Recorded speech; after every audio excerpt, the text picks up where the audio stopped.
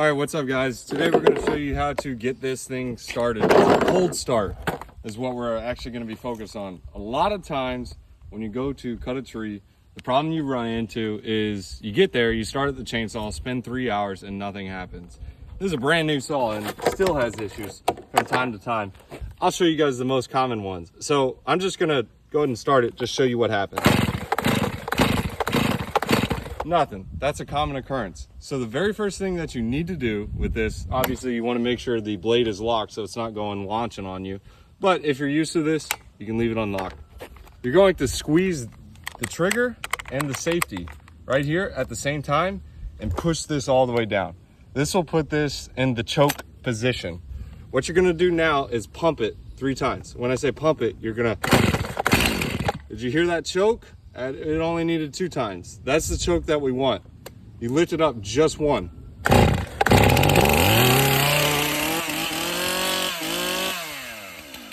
And you're good to go. The most common occurrence though that happens is flooding.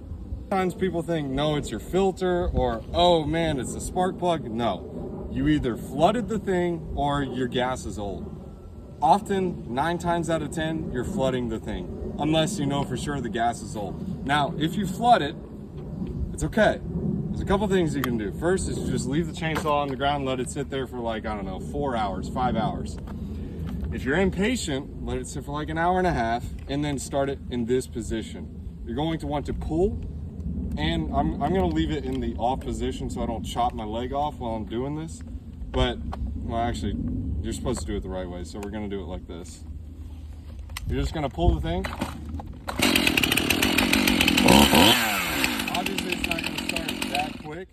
You're gonna just have to pull on it a couple of times so you get it in the on, or yeah, this is just the on position. And this is after you've already flooded the mess out of this thing. And you're going to want to pull this and just go. Dangerous, so it's better just to simply just hold it. But the 3 things that you want to look for, the first is the burp. As you guys heard that little brrr, that burp, that's what you want. That's when you lift it out of that. If you aren't getting that burp, you flooded the thing when you're just pulling the mess out of it. Just let it sit, don't cut your leg off. Oh, and then also if you're wanting to do that, it helps to lock it, and that way you can squeeze it and it'll just throttle it. But you don't want to leave this squeeze, because when this is squeezed, this is just keeping the chain from spinning. This will overheat, and then this will just basically just melt into a ball of plastic and your chainsaw's busted. Thanks for watching, guys. That's how you fix it. 2 common causes: old gas. 9 times out of 10, it's just simply you flooded the thing. Thanks.